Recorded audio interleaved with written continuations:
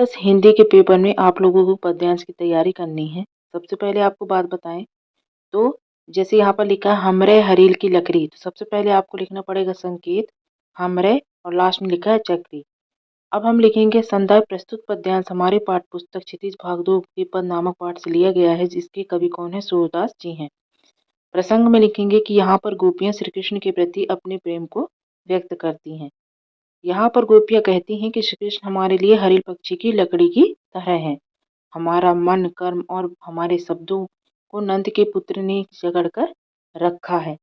जागते, सोते एवं रातों में भी श्री कृष्ण के सपने ही आते रहते हैं। गोपियों को उद्धव का संदेश कड़वी ककड़ी के स्वाद के अनुसार ही लगता है। गोपियाँ कहती हैं कि जो लेने योग नहीं है वही आप लेकर आए हैं। सूरदास जी इस पंक्ति में गोपियाँ कहती हैं कि यह योग आप उन्हीं को दे दें जो चंचल व चलायमान है। विशेष क्या है इसमें? गोपियों का प्रेम श्री कृष्ण के प्रति वियोग रस है, शांत रस है और करुण रस यहाँ पर दिखाया गया है। आप अपनी कॉपी रख लीजिए और जो संकेत हम बताते हैं उसको ओपन करिए। उसके बाद आप लाइन बाय लाइन उनको पढ़िए। हमने बहुत ही इजी तरीके से इनकी व्याख्या की है। संकेत हरि है सताए। संदर्भ फिर से वही है कि प्रस्तुत पद्यांश हमारे पाठ्य पुस्तक क्षितिज भाग 2 के पद नामक पाठ से लिया गया है। इसके कवि सूरदास जी हैं। प्रसंग प्रस्तुत प्रसंग में कवि ने श्री कृष्ण की चतुरता का अद्भुत वर्णन किया है। गोपियां उद्धव से कहती हैं कि श्री कृष्ण ने राजनीति पढ़ ली है। वे उद्धव की तुम भ्रमर के समान हो, जो कि तुम्हारी बातों को पता चलता है कि तुम भी श्री कृष्ण से राजनीति सीख कर आए हो। और श्री कृष्ण का तो यह बड़प्पन है जो तुम्हें संदेश का देने हम तक भेजा है।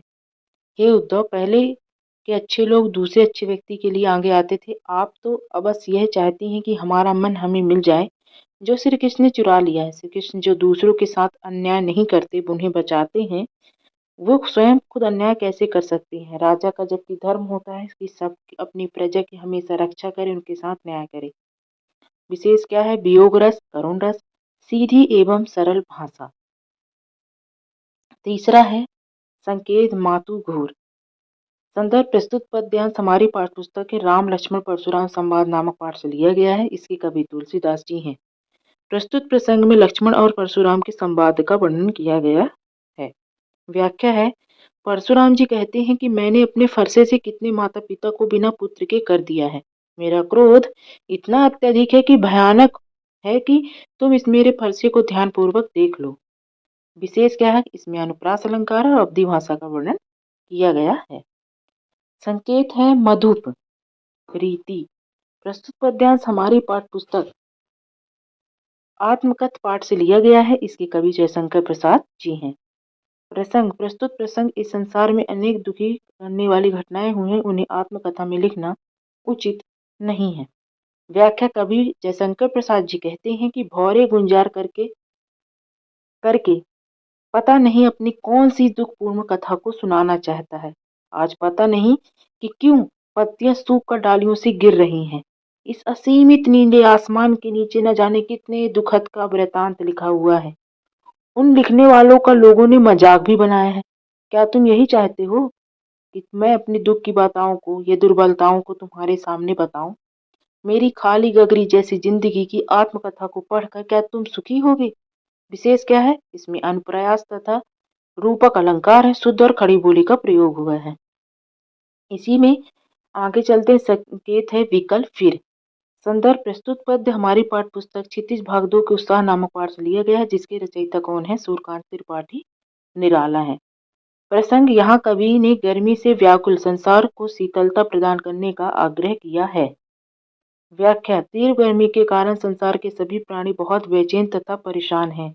ऐसी हालत में बादल आ जाओ और तीव्र गर्मी के कारण संसार के सभी प्राणी बहुत बेचैन हैं तथा परेशान भी हैं।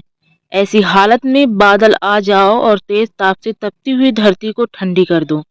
तुम घनघोर गर्जना करते हुए तेज वर्षा करो। ठीक है। विशेष क्या है? अनुप्रास अलंकार, रूपक अलंकार है और शुद्ध और खड़ी बोली का प्रयोग किया गया है। अब आगे चलते हैं। संकेत है धन्य तुम छवि मान। संदर्भ प्रस्तुत पद्यांश हमारी पाठ्य पुस्तक क्षितिज भाग 2 के यह तंद्रित मुस्कान नामक पाठ से लिया गया है। इसके कवि कौन है? नागार्जुन है। प्रस्तुत प्रसंग में कवि बच्चे के दांत निकलते देख बड़े प्रसन्न हैं। वे माँ तथा बच्चे का आभार प्रकट करते हैं। व्याख्या: कवि कहते हैं कि तुम बहुत अच्छे हो। कवि बच्चे की सुंदरता को प्रस्तुत करते हुए कहते हैं कि तुम बहुत ही अच्छे हो और सुंदर हो, और माँ भी तुम्हारी अच्छी है। मैं बाहर का हूँ और तुम मुझे नहीं जानते। मेरा और तो तुम्हारा कोई संपर्क भी तो नहीं है। माँ तुम्हारी तुमको संभालती है, जिसके कारण मैं तुमको देख रहा हूँ। जब तुम मुझे अपनी तिरछी आंख करके देखते हो, तो जब हमारी आंख मिलती है तो तुम मुस्कुरा देते हो। भाषा कैसी है? सरल भाषा का प्रयोग है और अनुप्रास अलंकार है। उद्धव गोपियों के मन की बात क्यों नहीं समझ पा रहे हैं? उद्धव योग ज्ञान में डूबी हुई बातें गोपियों को बताते हैं। वे जानते हैं कि योग ईश्वर को पाने का उत्तम साधन है। ऐसा इसलिए है क्योंकि उद्धव प्रेम के विराट स्वरूप से परिचित नहीं है। उद्धव के व्यवहार की तुलना किस किससे की गई है? उद्धव के व्यवहार की तुलना कमल पत्र से की गई है, जो कि पानी में रहकर भी पानी से गीला नहीं होता है। परशुराम जी की क्रोध का मूल कारण क्या था? परशुराम जी की क्रोध का मूलतः कारण यह था कि शिव धनुष टूट गया था और वे बहुत ज्यादा क्रोधित थे। वे मान रहे थे कि शिव धनुष जानबूझकर तोड़ा गया है। शिव जी उनके गुरु थे और उनका धनुष टूटने पर वे अपने गुरु का अपमान समझ रहे थे। कभी बादल से गरजकर बरसने से क्यों कहता है? कभी चाहता है कि सबके मन का आलस्य और अकर्मण्यता दूर हो जाए, इसलिए वह बादलों से गरजने का आह्वान करता है, क्योंकि तभी लोग उत्साह से भर पाएंगे। भोलानाथ बच्चों को देखकर सिसकना क्यों भूल जाता है? भोलानाथ को भी जब साथी बालकों की टोली दिखाई देती है तो उनका खेलना कूदना देखकर वह गुरु जी की डांट फटकार को भूल जाता है, जिसका कारण वह सिसकना भूल जाता है और उनके साथ खेलने में मग्न हो जाता है। यही कारण है कि भोलानाथ अपने साथियों को देखकर सिसकना भूल जाता है। रंगीन पताकाएं कब फहराई जाती हैं? या फिर ये प्रश्न दूसरे तरीके से भी आ सकता है, कभी श्वेत तो कभी रंगीन पताकाओं का फहरना किन अलग अलग अवसरों की ओर संकेत करता है? यदि किसी बुद्धिस्ट की मृत्यु होती है तो उसकी आत्मा की शांति के लिए 108 श्वेत पताकाएं फहराई जाती हैं। कई बार किसी नए कार्य के अवसर पर रंगीन पताकाएं फहराई जाती हैं। इसीलिए ये पताकाएं शोक व नए कार्य के शुभारंभ की ओर संकेत करती हैं। नई कविता के 2 कवियों और उनकी रचनाओं को लिखिए। कवि का नाम, रचनाएं: नरेश मेहता, ईश्वर, कुंवर नारायण सिंह, आमने और सामने। कविता में बादल किन किन अर्थों की ओर संकेत करता है? कविता में बादल कई अर्थों की ओर संकेत करता है। पहला है, बादल वर्षा करके ताप से तपती धरती को ठंडा करते हैं। बेचैन तथा अनमने लोगों को शांति प्रदान करते हैं। बादल क्रांति के दूत हैं। कवि की आंख फागुन की सुंदरता से क्यों नहीं हट रही है? फागुन मास में प्रकृति का सौंदर्य अपने चरम सीमा पर रहता है। पेड़ पौधे पत्तों से लदे हुए होते हैं। चारों तरफ रंग बिरंगे फूलों की शोभा बिखरी है। प्रकृति की इतनी मनोरम है कि उससे कवि की आंख हटना नहीं चाहती है। फिर अगला प्रश्न है, कैप्टन की मृत्यु का समाचार देते वक्त पानबाला उदास क्यों हो जाता है? कैप्टन की मृत्यु का समाचार देते समय पानबाला उदास इसलिए हो जाता है कि मन ही मन उस कैप्टन का सम्मान बहुत ही करता था। बाल गोविंद भगत के गायन की क्या विशेषता थी? बाल गोविंद भगत के गीत की विशेषताएं थी कि उनका स्वर धीरे धीरे ऊंचा होने लगता था। स्वर एक सौंदर्य अपने चरम पर ही था। पेड़ पौधे पत्तों की तरह लदे रहते थे। चारों तरफ रंग बिरंगे फूलों की प्रकृति शोभा बिखरी रहती थी। प्रकृति की सुंदरता इतनी मनोरम है कि उससे कभी की आंख हटना नहीं चाहती थी। कैप्टन की मृत्यु का समाचार देते वक्त पानबाला उदास क्यों हो जाता है? कैप्टन की मृत्यु का समाचार देते समय पानबाला उदास हो जाता है कि वह कैप्टन का सम्मान करता है। संकेत है, बादल गरजो। संदर्भ, यह पद्यांश हमारी पाठ्यपुस्तक की उत्साह कविता से लिया गया है। इसके कवि सूर्यकांत त्रिपाठी निराला हैं। प्रसंग, यहाँ कवि बादलों से गर्ज तर्ज कर घनघोर वर्षा करने के लिए कह रहे हैं।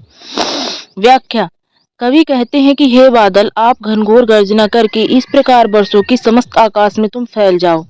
तुम एक बच्चे की कल्पना की तरह विस्तृत हो जाओ। तुम अपने कठोर स्वभाव को भुलाकर जनजीवन में एक नया स्वरूप प्रदान कर दो। इस प्रकार से बादल आप गर्जना करो। विशेष कवि बादलों से बरसने का आग्रह करता है और यहाँ पर अनुप्रास अलंकार है। अब यहाँ पर एक अनुच्छेद लिखने के लिए पेपर में आता है, जैसे पुस्तकालय ज्ञान का मंदिर।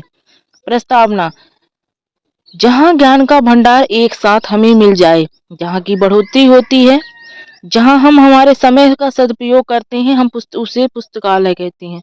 पुस्तकालय में तरह तरह की ज्ञानवर्धक पुस्तकें पढ़ने को हमें मिलती हैं, जिससे कोई भी पुस्तक तभी प्रेमी जाकर पढ़ जाता है। पुस्तकें जागृत देवता होती, जिन्हें पढ़कर तुरंत वरदान प्राप्त किया जा सकता है। संकेत लेकिन आदत भर आई।